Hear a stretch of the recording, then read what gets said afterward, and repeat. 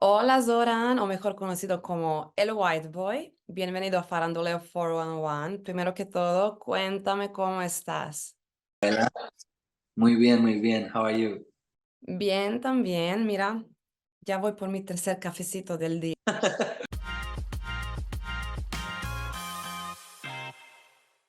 Cuéntame un poquito, ya sé que vienes de una familia multicultural y también que de tu familia vienen las influencias musicales. Cuéntame un poquito más sobre eso. ¿Y cómo te influyó esto a empezar y cómo decidiste empezar en la industria de la música en general? Y luego entramos en tu conexión a la industria de la música de habla hispana. Sí, empezó a cantar como un niño because I'm coming from a family that there's music, there was music everywhere, my father used to do the music school, the music college, everything, but he never performed, unfortunately.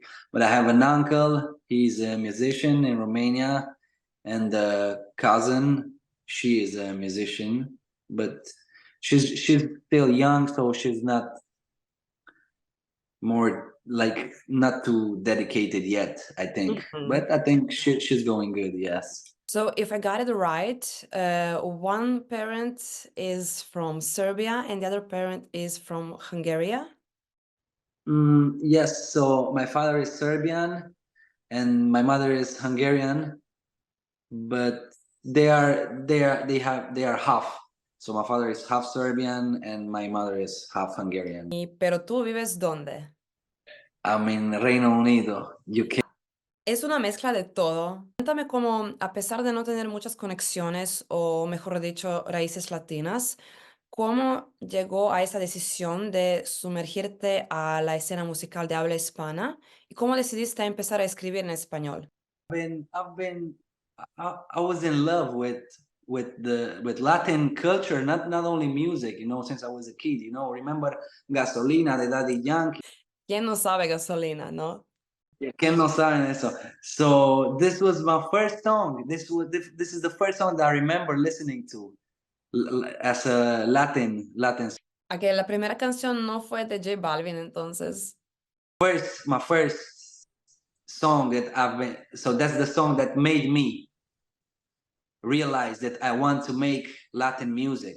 Ujú. When J Balvin released Tranquila, that is the song that I just decided, I want to make Latin music, I wanna sing reggaeton, I wanna be an artista latino urbano. But when I was a kid, I used to listen to Daddy Yankee, Tego Calderon, Don Omar, and like old reggaeton. But at that time, I wanted to be like more an actor than a singer. So then I just started to make some music, in Romania. And when J Balvin released Tranquila, I was in love, and I just realized that how much I love, this culture, this music, and I said, I'm gonna learn Spanish to make Latin music, just to sing reggaeton. No, y antes de empezar a escribir en español, ¿has escrito algo en tu idioma natal, en Romanian? Yes. So I was born in Romania. I speak Romanian. I understand. I think I know more Spanish than my parents' languages. Hungarian and Serbian. I understand pretty much, but I don't speak. Unfortunately, if they're gonna see, they're gonna blame me. Speaking our language. I told them, and they know. Like I love this culture, like Latin culture. ¿Pero tienes un deseo de escribir algo en tu idioma natal en un futuro? No. No, porque no te Yo sientes. me convertí, yo me convertí. Yo soy, el latino serbiano, el white boy, all of this, they're coming from James, because I told, yo me convertí, yo soy latinoamericano. And he said, bro, you're el latino serbiano. So, Eso. yes, Hablando de culturas y tu conexión a la cultura latina, ¿cómo encuentras esa autenticidad en tus canciones, en tu música? Y en la conexión que buscas tener con tu audiencia, que me imagino que la mayoría de tus oyentes son de habla hispana.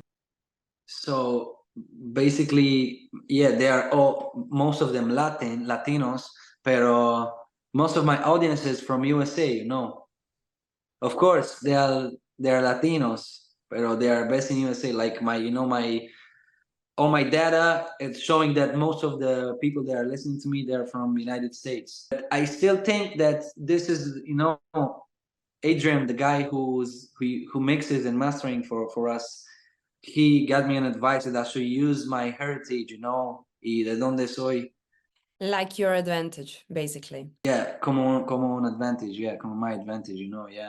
This is what I'm trying to this is my brand, you know, that I'm trying to, you know, to get people know this. El white boy, el latino serbiano que haga música latina, y I think I'm not saying, you know, but people are saying that I'm pretty good. Cuéntame cómo describirías o definirías tú tu propio estilo dentro del género. Un poquito diferente porque I know I'm a I know I have a different flow, you know, because I use what I learned in all these years in different countries in Europe, you know, because I used to travel, you know, I used to be in a few countries in Europe. So I think I have a little bit of Italian flow, you know, a bit of Romanian flow, but I'm still like I'm studying Latin flow, you know, like Latin American, but I'm not copying, you know, because I don't like.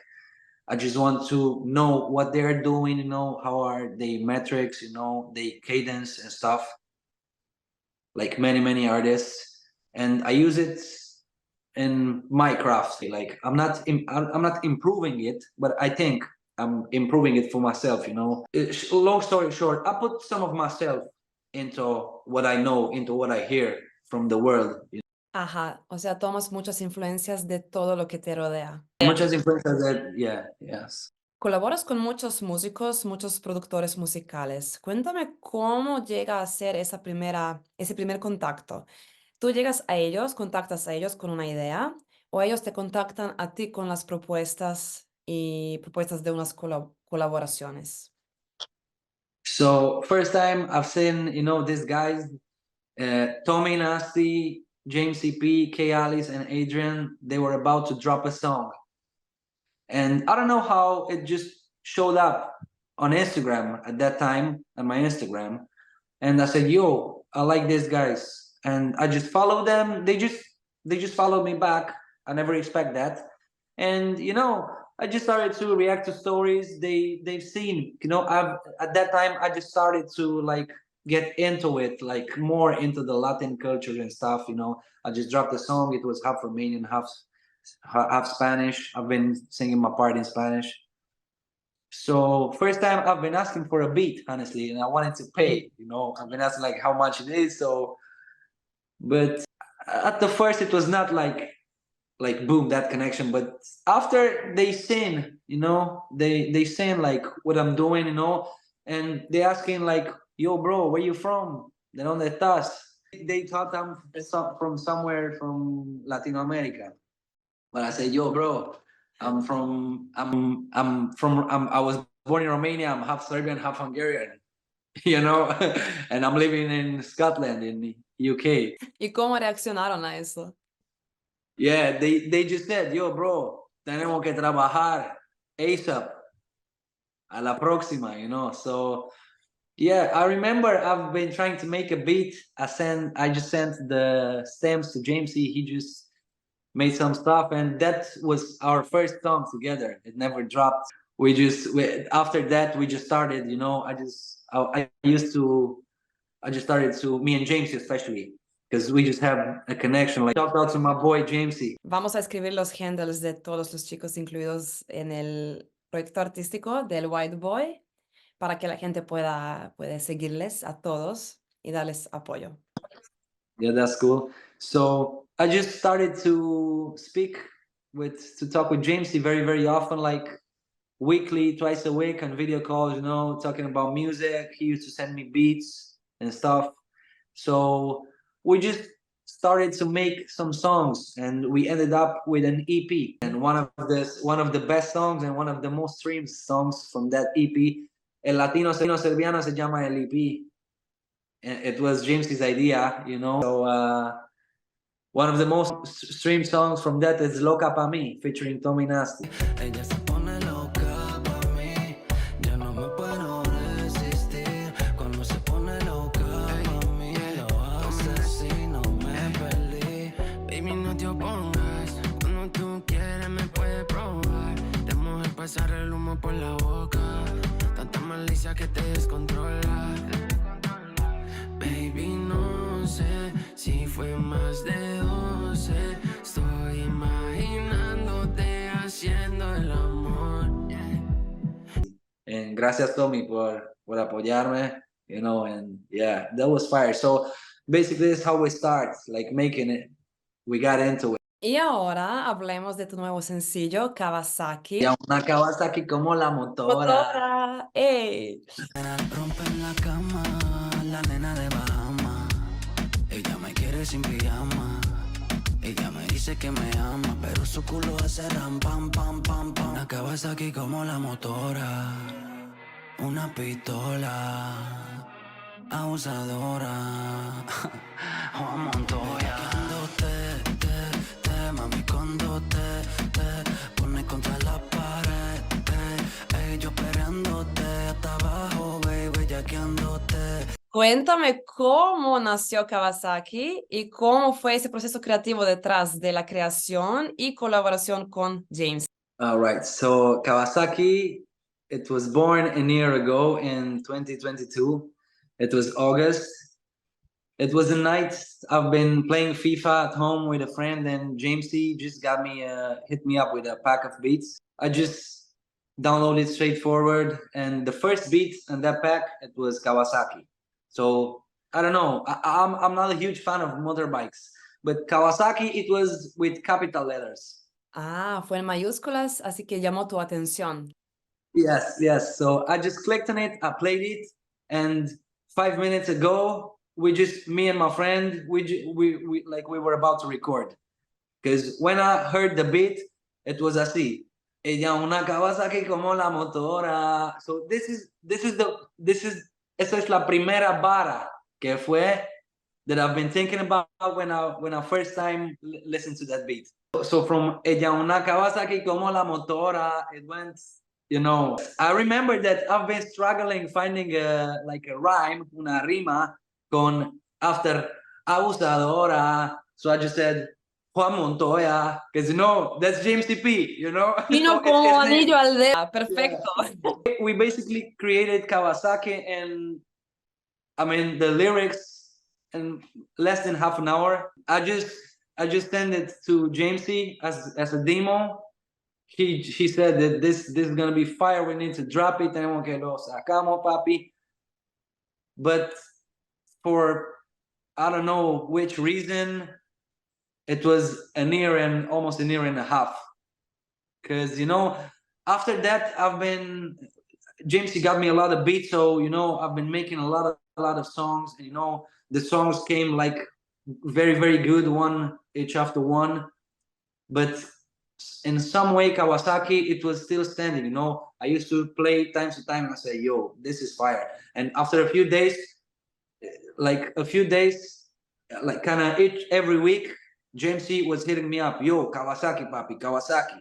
No We got to drop Kawasaki. Kawasaki. So, yeah. So this year, you know, in the summer, again, it was August again, but this year, I just said, yo, bro, look, I'm preparing to shoot the video, and you know we gotta get ready for everything because we're gonna drop Kawasaki. Hablando del video musical de Kawasaki, cuéntame cómo se grabó el video, dónde se grabó y quiénes fueron los responsables y la mente detrás del proceso creativo, de la dirección creativa.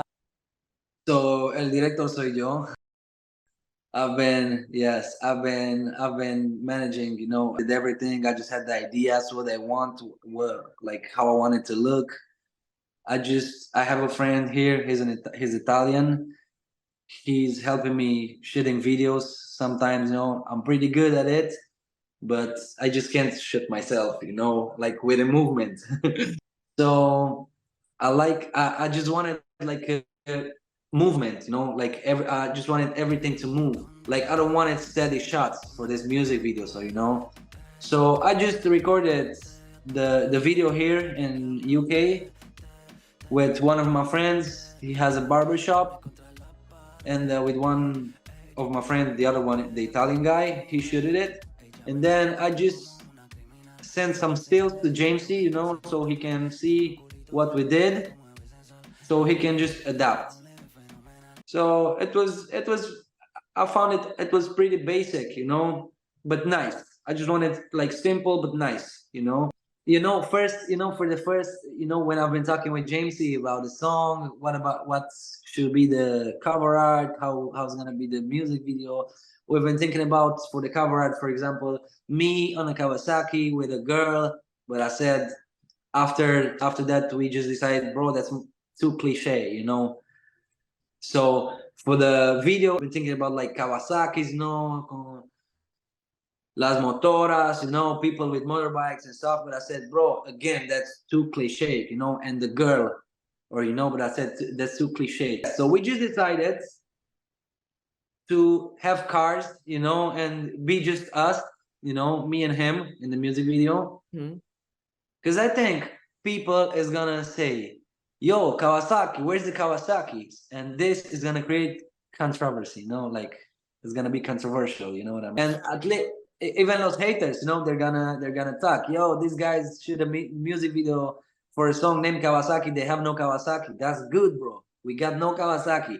Because if you listen, the song is not about the Kawasaki, it's about the girl. Que está como Kawasaki. Porque it says ella una Kawasaki como la motora, ¿entiendes? Y por eso la gente primero tiene que escuchar la canción, que ya está disponible en todas las redes digitales, y luego dejen sus comentarios para generar algo de hablar. Kawasaki es disponible en todos lados. Cuéntame un poquito sobre tu proceso creativo. Tú coescribiste todas tus canciones y me interesa cómo das vida a tus ideas. ¿Eres tú el que viene por ejemplo, a Jamesy con una propuesta de las letras y luego él hace la melodía, el beat y todo? ¿O él te manda a ti los beats primero, tú escuchas una melodía y de ahí vienen las ideas de las letras? So basically, sometimes, I'll write a song like Kawasaki, just straight away, less than an hour. But sometimes I'm just, James is getting me beats, so I said, yo, bro, I really love this beat. Pero no tengo nada. No tengo nada en mi mente, no tengo ni flow, ni letras. So sometimes I'm asking him, yo, you have anything? Do you have any ideas? Just hit me up, even a line or something. Or sometimes I have just the line, just the flow line, which I'm recording it. I'll send it to Jamesy, and Jamesy is writing the lyrics. It's just different. I don't have like a template. You know what I mean? Like a pattern. Because this is music. It's not like, I don't know. It's not engineering. It's not math. This is like, it's music. It's art. El proceso de crear algo it's not like linear. You just can't force it. Y creo que puede causar unas frustraciones de cuando un artista sufre de writer's block. ¿Cómo manejas tú around that situation when you don't have like any ideas in your head or you just don't feel like doing anything? Que me imagino que hay días así. I think, the thing is that I'm not forcing anything, If I don't feel it, I'm just not doing it. Because sometimes I don't feel a beat now, but like in a few days, in a week, I listen to the beat again and I'm gonna be like, whoa, yo, bro, this is fire. I want to do it, and I'm doing it.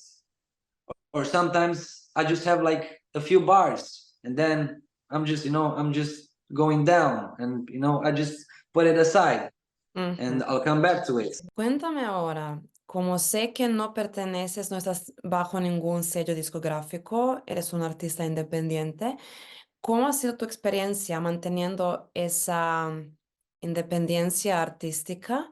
¿Cuáles son algunos desafíos que confrontaste y que estás confrontando a la hora de tomar decisiones? Pero también, ¿cuáles son algunas cosas, algunos lados positivos de estar independiente? Okay, so I think being independent is good, but it's bad in the same time because and I'm not sure exactly how it is because I don't have a label, so I can't speak from my experience because I don't have a label. But people are talking about that you have a label, you can do whatever you want. But I think it's not really like they say. I think you can still create, you can still do what you like, you can still pick that song or pick that song, or I like that or I don't like that. The good thing they say about being independent is that you can create whatever you want. But I think as well, how I said, I think you can create what you want, even if you have the label, if you're under a label. But the good thing with a label, but of course, you have to have a good deal with them, like to be a priority. And if you're a priority, you'll have like funds, resources. And I think that is a good thing because, being independent, I still have to work. Yes, I still have to put my resources, like my money into it. So, yeah, it's pretty hard, but I think con el favor de Dios, todo es posible. Like baby steps, Baby steps, pero como dicen, despacio, pero seguro. Yes, despacio pero seguro. ¿Hay algún tema, algún mensaje o algún tema social o concepto que te gustaría abordar en tus temas en un futuro? Sí, solo amor, paz, being happy, I just want to see people like don't hate on each other, I want to see people enjoying music, just because there's a lot of people there like they forgot about like they listen to music, they're like film critics, you're not a film critic, you human, you normal people like me, like you, like everybody, listen to the music if you like it, enjoying it, sharing it, dancing it. If you don't, you can find other music. So my message is gonna be like mucho amor y paz. Qué bueno, lo has dicho todo y me encanta tu concepto y tu forma de pensar, porque creo que justo hoy en día, con todas las cosas que están pasando y todo lo que la gente ve en las noticias y no se puede ver nada bonito y nada positivo, creo que faltan las canciones así, con unas temáticas that like lifts your spirit up and keeps you motivated. Pero tú como oyente, ¿qué géneros escuchas? 100% Latino, urbano, reggaeton. ¿Escuchas tal vez algo de la música del área de Balkan?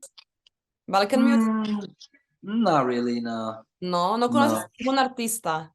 no, no. Y a la hora de escuchar una canción, what captures your attention the most? Like, ¿te fijas más en las letras o en las melodías? I like music, so the message for me, I like the message, but when I hear first 10 seconds of a song, as the beat, the flow, are these two things main for me, like the music, especially the music. And then of course I say, oh yo, that's a nice one, or that's a nice one, or that's a nice one. But first, I'd like to, it attracts me if it sounds good, if it sounds nice.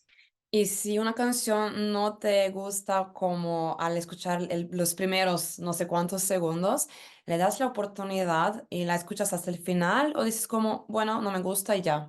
Yeah, usually if I don't like the half of the song, first half of the song, I'll skip it. Ok, fair enough.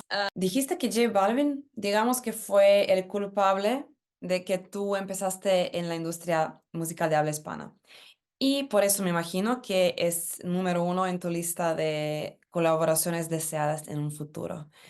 Pero además a él, ¿tienes algún productor musical o algún otro artista con cual te gustaría colaborar?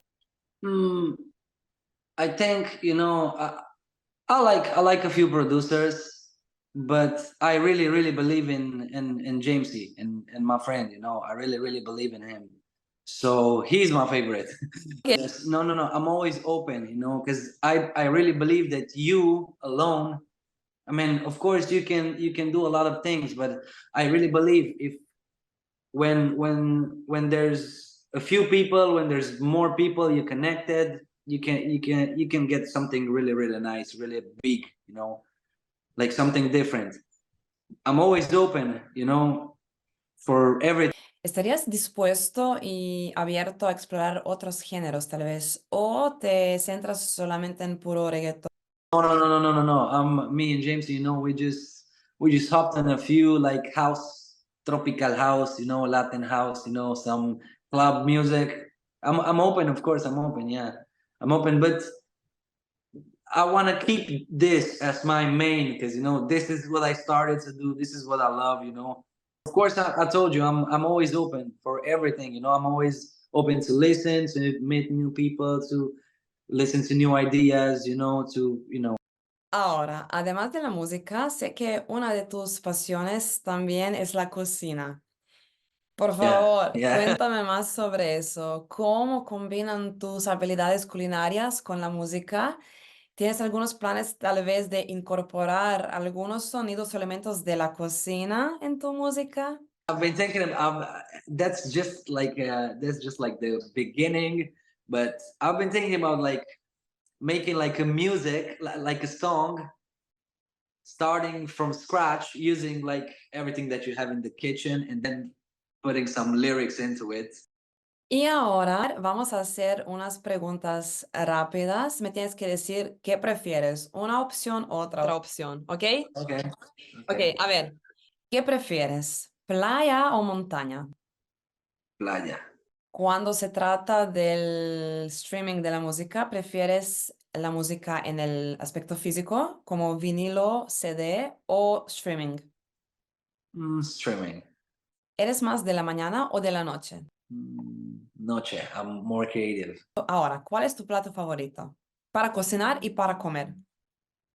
Mm, it's a type of pasta. It's called penne alla vodka. Con pancetta. Yeah. Me vas a tener I'll que show you the recipe. compartir la receta, ¿ok? Sí, claro, no hay problema. Si tuvieras que hacer una playlist para acompañar tus sesiones de la cocina, ¿cuál sería la canción que va a sonar primera? Como the grand opening de la sesión en la cocina y la canción que suena primera es Tranquila de J Balvin. J Balvin, claro. Dime si tuvieras la oportunidad de tener una cena con J Balvin, ¿qué le prepararías para comer? Mm, I think some risotto, but I'll ask him what he prefers. I think some risotto, funghi porcini e tartufo, which Tartufo. is which is truffles, you know. I like truffles. Yeah, me too. Black truffles. Y para terminar, cuéntame si me puedes contar algo. ¿Cuáles son algunos planes que tienes para hasta el fin del año, que ya no queda mucho, pero para el próximo año? Mucha música viene pronto, si Dios lo permite, y I'm just trying to brand myself as el white boy, so todos los latinos, they gotta know me, you know. I Eso. want I want that for them. I promise I'm not disappointing them. So por todos latinos, un beso. Para terminar, repítelo para la gente en las redes sociales. El white boy, Instagram, YouTube, TikTok, everywhere. Zoran Branko and all the platforms. Stream KAWASAKI out now. James CP y Adrián por el Mix Master. Ya escucharon todo, el White Boy. Bueno, Zoran, o como decimos aquí en Croacia, Zoki. Yeah. My father used to call me like this, Ah, Zoki. sí, ya. Yeah. Gracias a ti, Zoki, por tu tiempo. También vamos a dejar los handles del Instagram de los chicos para que la gente los pueda seguir y darles el apoyo. Gracias, Ela. Gracias a ti, gracias a Faranduleo por invitarme, por tenerme aquí. Aquí nos tienes para todos tus planes en futuro. Gracias, nos vemos.